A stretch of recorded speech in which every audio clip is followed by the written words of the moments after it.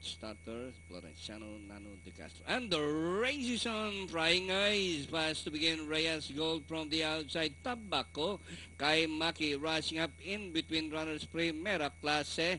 Wonder Pop sneaking Danori inside. Then comes the Chosen One. It's now Tabaco. Primera Clase. And on the outside, Flying Eyes, Wonder Pop in the middle, the Chosen One, and Keyboy also there alongside Reyes Gold, Kai Maki second last, and Abun's Treasure is running at the tail of the field. Tabaco, Primera Clase, Flying Eyes from the outside, Keyboy is racing forth by Darrell, working towards the back. It's now the favorite, Primera Clase, followed by Flying Eyes. By Darrell is Tabaco Keyboy, also rushing up by Darrell.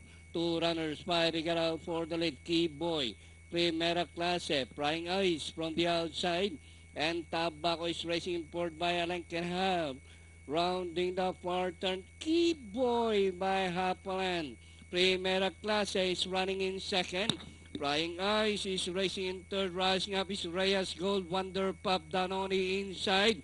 As they race the final corner. Keyboy by a length and a half. Wonder Pop running by the Primera Clase. Flying Eyes, Reyes Gold. And in the last 150 meters more to run. Keyboy by a length and a half.